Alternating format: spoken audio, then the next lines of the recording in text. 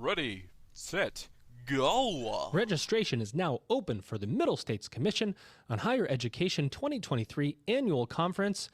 It's in Philadelphia, December 4th through 6th, 2023, setting the standard transformation through accreditation. You don't want to miss it. Register now at msche.org.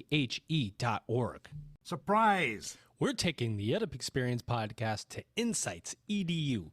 Join us for an incredible higher education marketing and enrollment management conference, February 20th to 22nd in Phoenix, Arizona. Register now at insightsedu.com and use promo code EdUp to save $50 off your registration.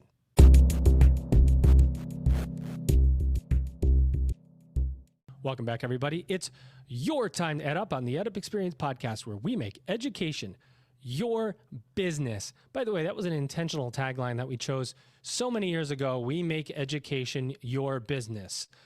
Why did we choose that? Well, because we wanted to bring business and industry and higher ed leaders to this microphone to tell you everything that you need to know that maybe you didn't know about higher education and how it works. What's happening? Where's it going? Hint, hint. Where is it going? And my guest today is going to tell you a little bit more about that. But before I bring her in, I do want to remind you, every episode these days comes with a selfish, but I would say selfish, but it's a plug for my own book that I just wrote with Kate Colbert. It's not even a year old yet. It's called Commencement, the Beginning of a New Era in Higher Education. Why is it important? Well, because we interviewed our first 125 college and university presidents that we interviewed. We took everything they had to say about the future of higher ed and what's going on, and we put it into one book. It's a little long, but it's got a lot of pull quotes, so you get to hear the amazing things those leaders say. Keep in mind, we are podcasting live at a couple of conferences coming up. Middle States Commission on Higher Education in Philadelphia, December 4th through 6th. I will be there. I will have a booth. I'll have my mic set up, the whole shebang there, and hopefully you'll be there to come see me. And of course, we'll be at the Education Dynamics Insights EDU conference in February. That'll be marketing, enrollment. I'll be there as well, bringing, I bring like 6 microphones, the podcast station, the whole 9. You can jump on anytime. Not only can you jump on and be a guest, but you can jump on my empty seat that I have right next to me, and you can co-host any episode you want. Does that sound exciting? Not as exciting as my guest. Let me bring her in now because she's been waiting patiently. Here she is, ladies and gentlemen. Her name is Chechitelli. She's Chief Product Officer at Turnitin. What's going on? How are you? Hey, Joe. How are you? I'm good. I'm here at EDUCAUSE today, actually, speaking of events. Nice. How's it going? It's good. What's going on there? Very busy. Yeah. Is there a lot of people? I mean, this kind of got to be a big thing this year. There are. My favorite part of EDUCAUSE is Startup Alley, which I have not had a chance to go look at yet, but I'm really excited about it. Okay, so this is all the educational startups or higher ed, K-12, everything?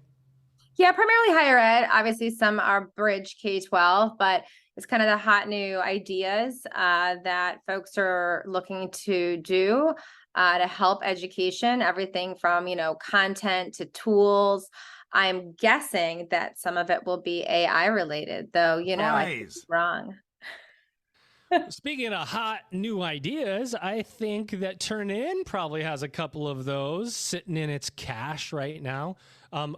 Before we get to that, though, let's just assume, although it's not possible, but let's assume that someone somewhere in higher education has not heard of Turnitin. All right? It's not possible, though. But if it did happen, tell us about Turnitin. Give us the company elevator speech. What do you guys do? How do you do it? Sure. We are a 25-year-old company focused on ensuring academic integrity. And academic integrity has evolved. I mean, the ways that students can either elude putting the effort in or perhaps not do the work that they're supposed to do. Students are very savvy about that and evolve those techniques over the years. So we started with the basic copy and paste plagiarism, right? Once the internet came out, there were a lot of students who said, oh, there's so much, I can just copy and paste. I don't need to write anything. But there are also some students, it's not always a bad thing. There are also students who started to realize how powerful the internet was to being able to write. And many students just didn't know how to cite websites properly or to cite information properly. And so we found, and we generally find, that not all misconduct is misconduct. Some of it's just education of how do you properly attribute your information and your generation of thought in written format in higher education. So the company evolved, right, from that point of kind of starting with this, it's just copy and paste, we're going to stop misconduct, and into more of that formative side of, you know what, this is more about feedback. Like, how can teachers provide feedback to help students do this better? And so when we started 25 years ago, and kind of evolved into the 2000s, 2010, and really started to create more formative feedback for teachers to be able to influence and help students with their writing. And so moving beyond kind of this idea of policing, but into formation of writing and how we can help and how we can give teachers those tools.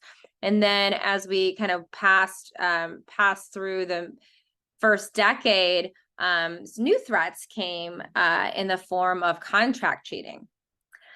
So what contract cheating is, for those of you who don't know, is, once again, with the rise of the internet, it makes access to people to write your papers much easier than it used to be, right? Back when I went to college, you'd have to find somebody on campus, maybe a grad student, maybe an undergrad who had a lot of time on their hands. It wasn't very easy. In my case, my mom. Your mom? I didn't really. Really? Go ahead. I'm sorry. No, it's great. With the rise of kind of essay mills in different parts of the world, we started seeing some interesting behavior when students submitted, it was like on a different size paper, like metadata such as that, or metadata about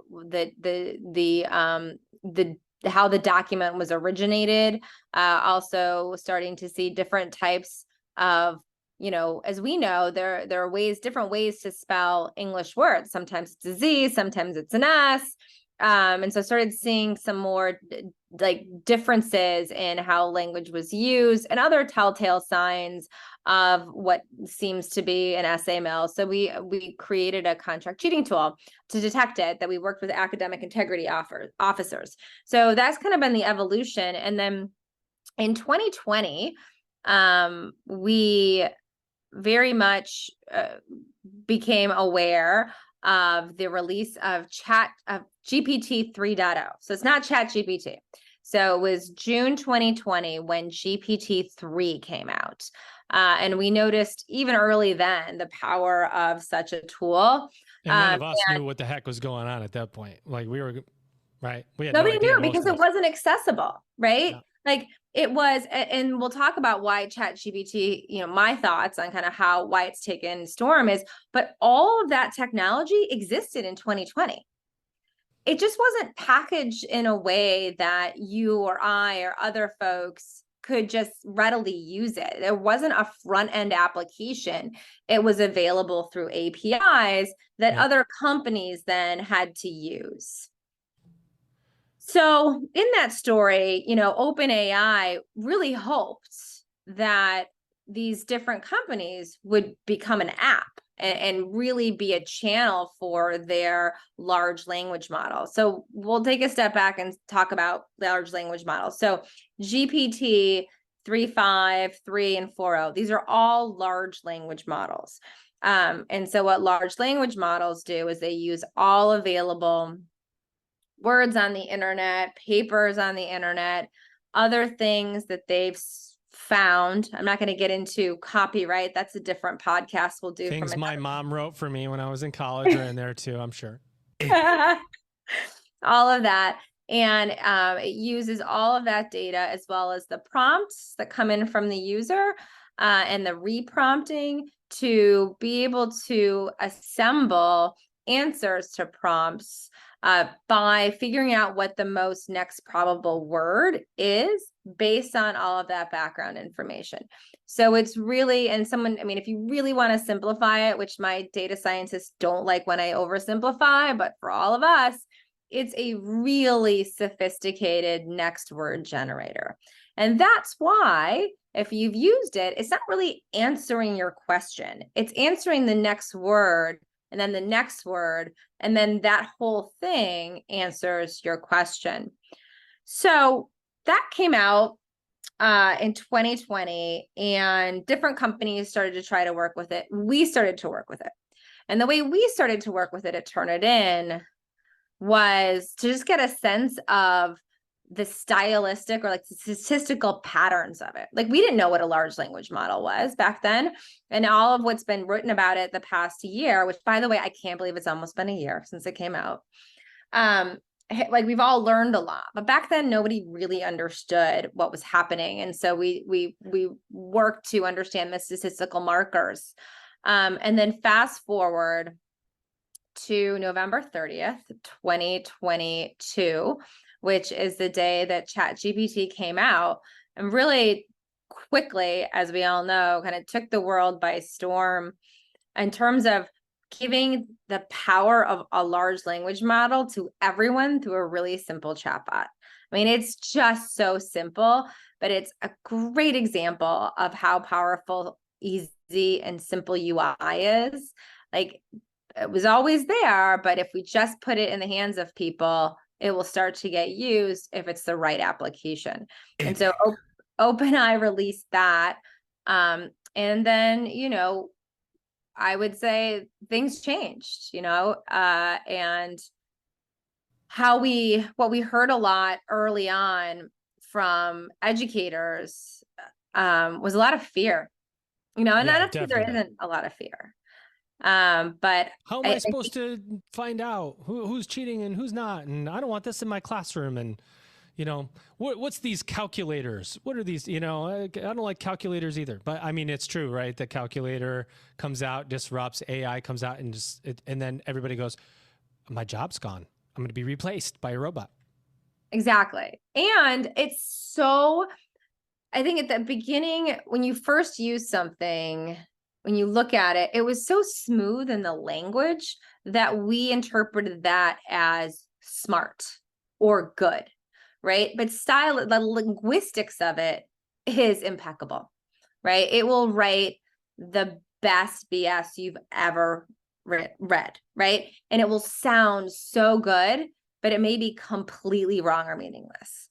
But I don't think we really knew that in December. It just sounded brilliant.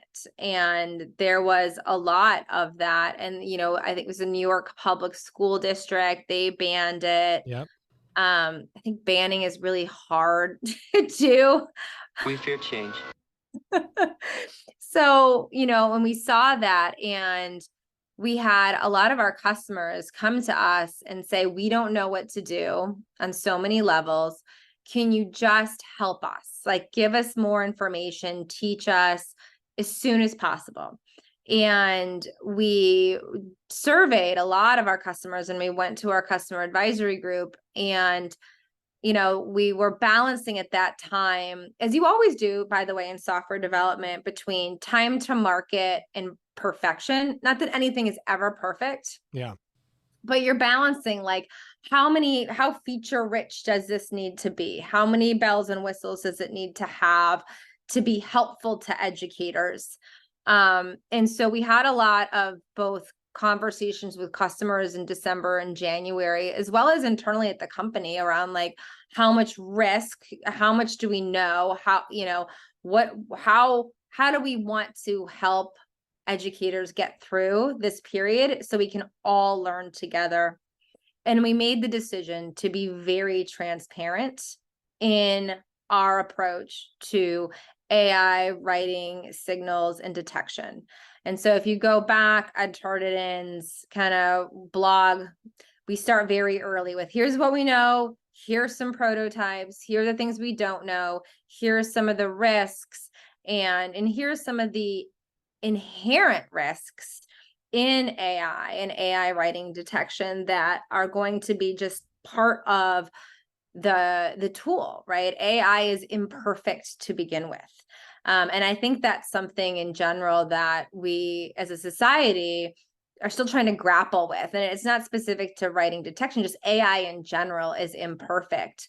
And so how much do we rely on it? How much of a net do we need under that tightrope? How much of the, person in the, human in the loop is needed in these applications? So that's kind of the early part, like January, February.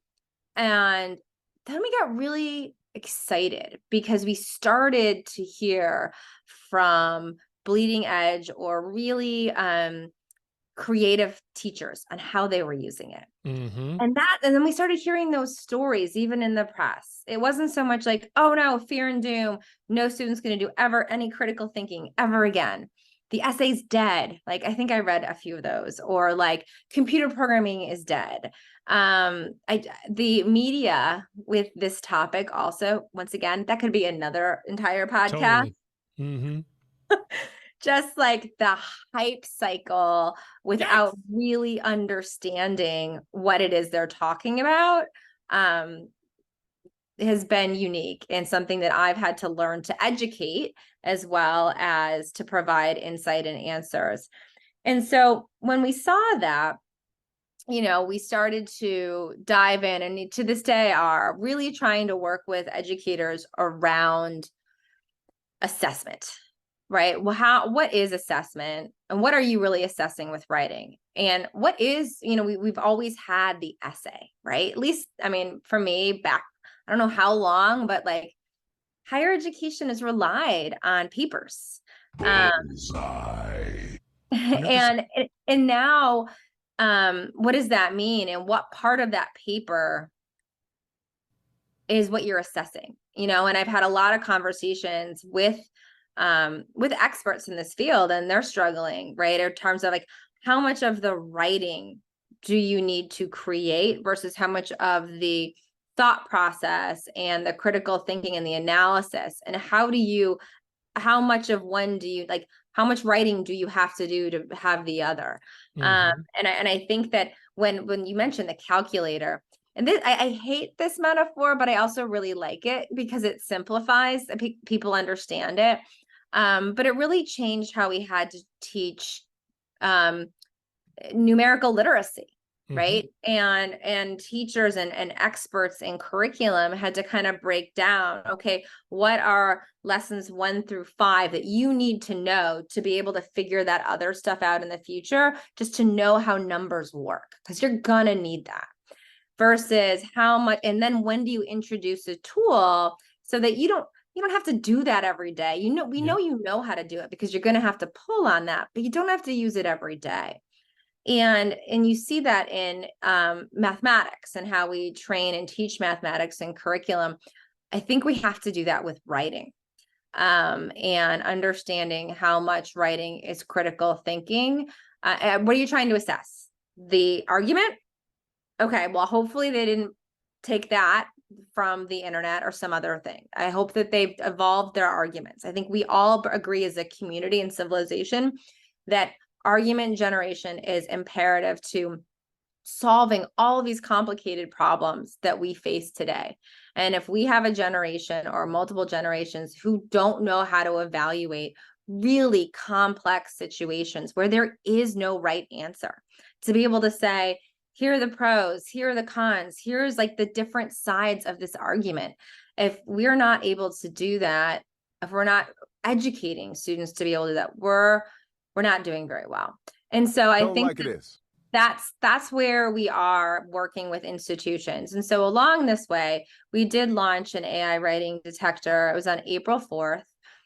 With the goal of helping educators. Really, the only goal that we had as a company was educators have asked us for some amount of data and insight so they can make better decisions about what's happening in their class or lecture hall. It was meant to, and it continues to be, more data is never a bad thing. Let's give you more data, and you then have the power to have conversations or dig more or ignore it entirely. Mm-hmm.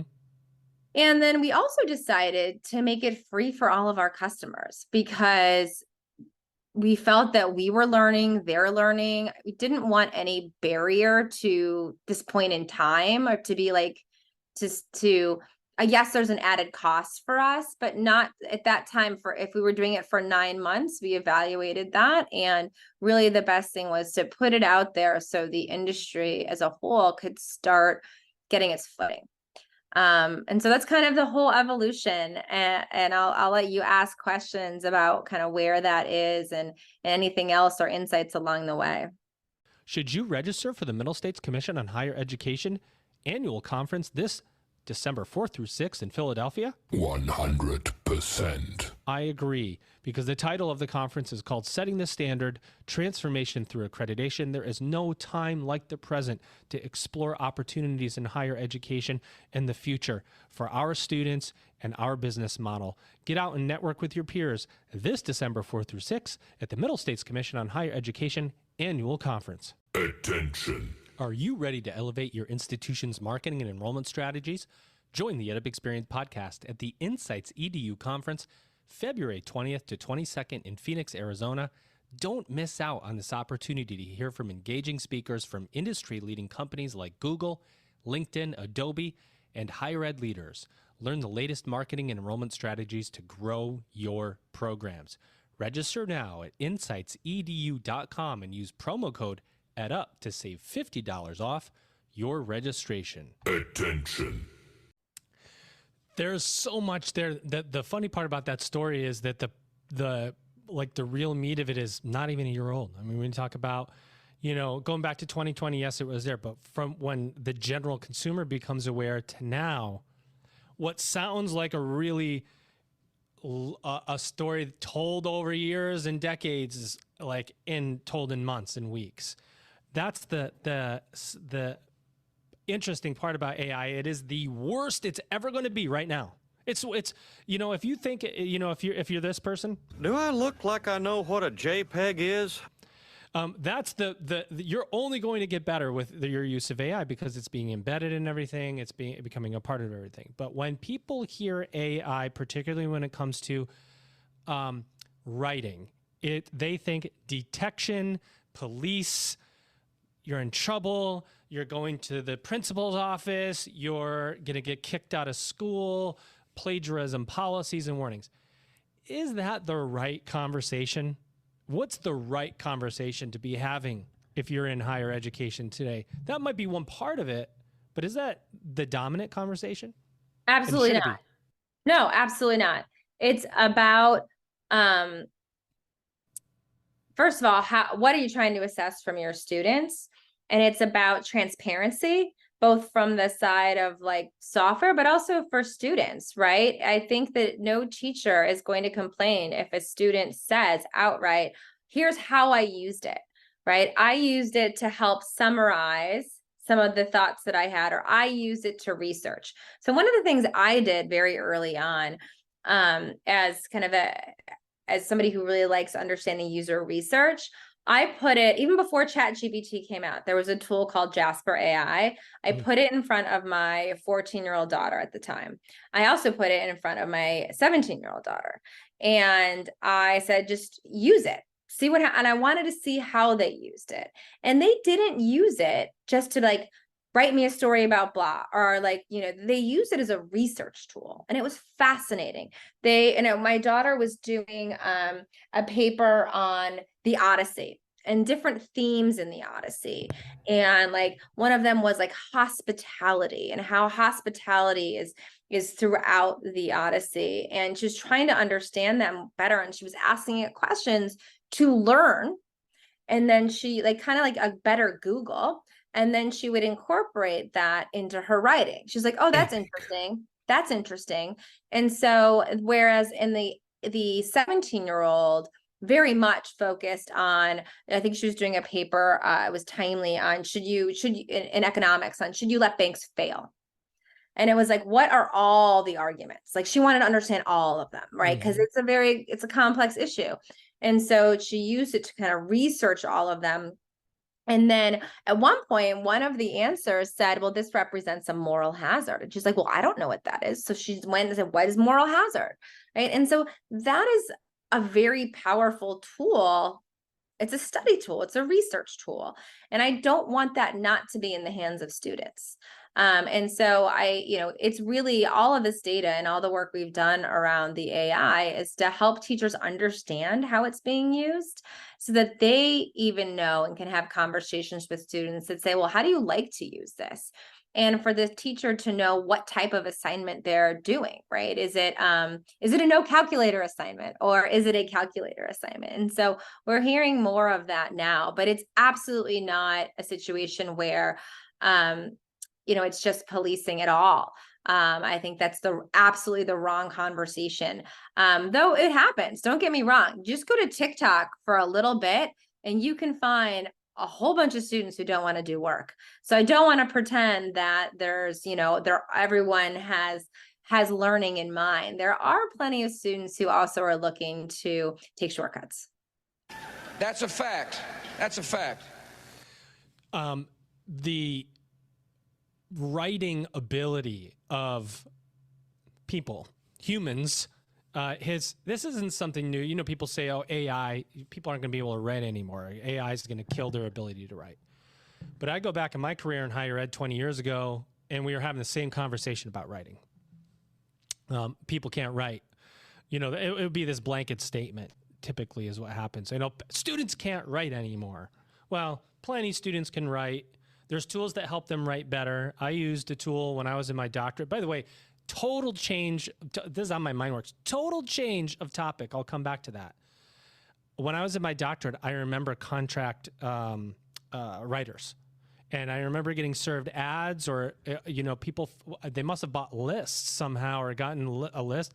And then it would serve me a call or something that says, for $15,000, we'll write your dissertation for you. We'll write chapter 1, we'll write chapter 2, 3. Now, I'm not going to lie. I thought about it. I did. I had to give it some thought. And I'm going, there's a lot of integrity issues here. Gosh, what happens if I actually did this and someone went, this is not you? Like, that would destroy my career. But then the reality hit me that there must be someone paying for this because otherwise it wouldn't be a real service. Like, that's a huge danger to the writing our expression. If you're going to contract something like that out, it's this whole, I was like, the whole human element gets taken away because somebody else tries to write like you. It's a whole deal. Anyway, connecting that point to what I was saying about writing, is AI going to hinder our ability to write? Is writing a problem for people?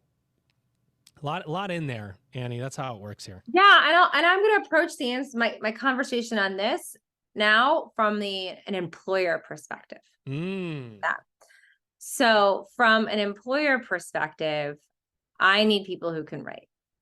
And writing for me is the ability to present clarity of thought and that you understand all sides of a decision that needs to be made or a project that needs to be mapped out, and that you've done that work. The writing is just the communication vehicle for that thinking. And a lot of times through the process of writing it down, you realize where you have holes, right? Where you don't actually understand something as much as you thought you did, because now you have to communicate those arguments to someone else. And so as an employer, writing is one of the most important things I look for. And mind you, my team is product management, which is about building and solving customer problems and identifying the right customer problems and understanding the impact is the most important thing we can do. You shouldn't just build features, but what problem are you trying to solve? Yeah. And so I do worry. I mean, I worry that people haven't been able to do that for a long time. It really depends on how you approached writing. Did you approach writing as something that was scary, of like, it's about grammar versus that's nice. And we have tools to help that. But writing is about helping you come to a clarity of thought that can convince, can move, can take somebody on a journey in a way that that is important. So I don't think writing is going to go away. I don't think that, especially. So let me back that up. There are some things that like I don't care about, and I'll be honest with you. Like I don't care if a financial annual report is written by AI. I don't think anyone really cares, right? Yep. Like numbers, Who what the cares? company does, the products, like that is facts, factual writing of like, let me just document. Fine. I don't want to start a fight with all the marketers and advertisers of the world, but like, meh, I don't know. You right now there are AI tools to help you write your, Amazon product description. Does that bother me? No, it doesn't. So there are like, it's really understanding kind of what the writing is for. But if it is writing that says, what is the value of academic integrity now and in the future? I want someone to think through that. That is not to be written by AI. Yeah. That is to be written and like constructed by a human working through those issues. You make such a good point. You're the first one that I've heard make that point. The type of writing, it does matter. If somebody creates, if I write my own original article and then I use AI to summarize it down into a summary, do people care about that? Well, I wrote the original article. Here's an AI summary. I don't know if people care unless I'm trying to get it scholarly approved, right? Then it's a big difference. Advertisements, it's already being used for advertisements, by the way. For so sure. If you care, if anybody cares, it's too late. This. Does someone need a hug? But it's all around us. It's happening.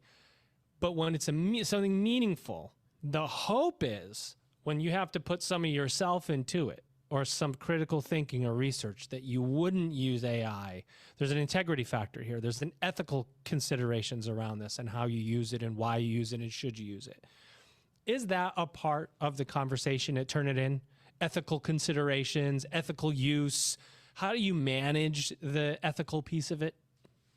It is, but we don't want to tell institutions and individual teachers how to think about that. I think everyone has a little bit different of a scale, quite honestly. The folks I've talked to, there are some faculty who are super open to it as long as the student is upfront about it. And there's some faculty who are like, absolutely not, right? And I mean, we have data. There's still some faculty who have never touched ChatGPT. I know it's crazy, but they're like, don't understand. This is lunacy. They've never put a prompt in. And there's don't even want to touch it. Don't want to do anything with it. Right. And there's some students who haven't, right? I know it's like, to me, it boggles the mind, but in our recent survey, like there are plenty of students who haven't touched it either. So, I think that that's a very individualized decision on that, but we do talk a lot about it. And we want to bring it up. We actually bring up the argument with teachers about like this, you need to understand what is your writing for. Like, that's kind of what we say to them is like the vertices of decisions they need to make for themselves. And hopefully that helps them create a blueprint for their own, classroom or institutional policy. How do you frame it for instructors that maybe and faculty that haven't played around with AI? How do you, because Turnitin might be the one that somebody turns to, right? And says, what do I do with this? How do I understand it? How do you guide me into making the choices for my students, for how I assess, when maybe the person above me doesn't know either, right? So I might be messing around with AI as a faculty member, but my program manager doesn't know or doesn't want to know. But now here I am dabbling in it without somebody to reach out to. So I turn to the experts, turn it in. How do you frame it for me? How do I get my arms around this? Well, I start with simple tasks. I think it's already easy when you break it down of here's what you can do. The number one thing you can do, just type in the prompts for your existing assignments. Just see what it writes. And you might be surprised. You might be like, this is garbage. It'll probably be a combination of those two things. Do it like multiple times, do it 9 times and see if you get similarity between them. Like, just do that step, which is so basic. And from that step, you're gonna have questions, right? You're gonna want to then say, what if I tweak it here? What happens here? Let me dig deeper on this. Reframe that. Your natural curiosity will take over. But for teachers, when then people say, I don't know how to get started, I really just tell them, just type in your prompts that you have today and see what happens. I love it. What's next for Turnitin? What's on the plate right now? What's, AI. Okay, we're all dealing with AI, but as an organization, as you look at, as the CPO, is it delivering a better AI product, a better detection product, some combination of those things? What's on your horizon? What do you have your eyes on? Yeah, I think it's a combination of those things. So I think there's what's really important for all teachers to understand in institutions is detection is not one thing. If you take one thing away from this podcast, it's that. We've used that word to talk about the statistical detection, but AI writing detection is a whole bunch of things, right? Or using AI, or it's a very nuanced conversation or thought process. So when we focus on AI writing detection, we have right now a statistical indicator that tells you how likely it is. But there are other things to look at, right? Like, how are the references constructed? Do they reference anything real? You also have writing patterns, right? So a student wrote one way, and maybe the next time this is very different from their writing. So that's a teacher naturally does that assessment when they're going through. Depending on their class size, they might really know the student, they might not, and we understand that. And so what we're thinking about is, what are all these different data points that you can construct and come together to use in assessing and having a conversation with the student. So we are trying to understand what are more of those markers that we're seeing, and how do we make that available for teachers to use. We're also just making a detection better. I mean, there are companies every day starting up only just to create an anti-Turnitin product, right? Like, how do you evade Turnitin? Like, go to TikTok, type that in, you'll get it. And so it's kidding me? It's making sure that we're also staying on top of kind of sophisticated ways people do it. So, whether they write it through ChatGPT and then they put it through another tool and then another tool, the actual words can sound like garbage. That's the other thing. I always say, sometimes you can just use artificial intelligence to detect that it was written by AI. And people look at me like, what do you mean? I was like, a human can detect that this was not written by a student. Like an AI word spinner, who changes the order of words and replaces synonyms. One of my favorite stories is somebody was writing about George Bush, and the student didn't really correct it, and then it changed to President George Shrub. So that's a perfect example of a human can generally detect that they used some alternative AI to try to didn't read it. They didn't read it. So those are the things we're looking at. So just staying ahead of the statistical ways students try to outsmart it, and also what are the different other data points that we can help surface for teachers to have these conversations. And I would say the final one is we're getting requests from institutions to kind of provide them more insight into what's happening across the institution. So kind of on reporting stuff, which isn't the most glamorous features to build, but they're really important ones for institutions that are trying to understand like what's happening across my organization. Actually, one of the things that you might be interested in, we recently did a survey, and I was curious, like, what is the percentage of AI that a teacher thinks is too much in a paper? What percentage? I'll ask you, take a guess. 10%. They think 10% is too much. A teacher. So our average, I think we interviewed, I think it was 1,000 teachers, 30%. Wow. That's interesting. I mean, obviously that's an average, there's more, but on average, I think like 30% is where they start to feel like, that seems like too much. That's kind of like interesting. I know. So that's the other Grounding, data yeah. we're trying to get is like, what is that point? The other thing that's fascinating, as I'm sure I'm making your show go too long, is at what point, or is there a point that AI starts plagiarizing itself? And so we start We're seeing getting into the higher Skynet conversation here. Terminator, right?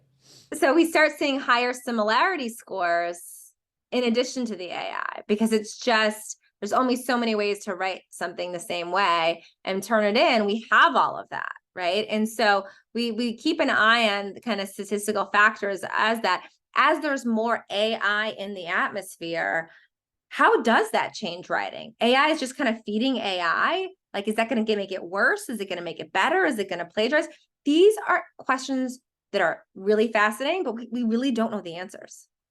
That is, yeah, that's like you got to have like the X-Files music going off in the background when you start talking about that, and I don't have it. But I do have you, Annie, and I want to give you an open mic moment. Anything else you want to say about Turnitin? Anything at all that you can think of, your team, your conferences that you're attending, anything coming up, whatever you want to say, take a minute, tell us what you want to say. Yeah, I would say, academic integrity starts with the relationship between the teacher and the student. And that is the most important way for anyone to assess whether the student has done the work or not done the work. And yes, Turnitin provides tools and data and insights, but ultimately, we believe that the teacher is the one to make the decision and who knows their students the best. And we place a big responsibility on us to help the teachers, but to use that wisely. What do you see, Annie, for the future of higher education? Crystal ball moment. Wow, that's I have 2 children in college, so I have also the parent aspect of it. My hope for higher education. So I've been in education technology since 1999. And there are times when it has lived up to my expectation, and there are times that it lets me down. And I would like to see, just like everyone else, affordable access to quality education. But that education is different for everyone. Like, I'm a product manager, and I believe that that's the conversation, and I'm sure you've had it around, like, what product is that student buying? Because each of these things, each of higher education is actually multiple products. Some of them are bundled together, some of them are disaggregated. But the more we can talk about higher education is not a single thing, but which type of higher education are you looking for based on your needs in your life? That's what I would like to see us continue to move forward, and then provide those different options in affordable ways. Well, I would imagine at EDUcause, given all that we talked about, that you are probably pretty busy. So thank you for taking time out of your day to talk to me here at the EdUp Experience. Annie, we hope you had a good time. At least I did. It's wonderful, Joe.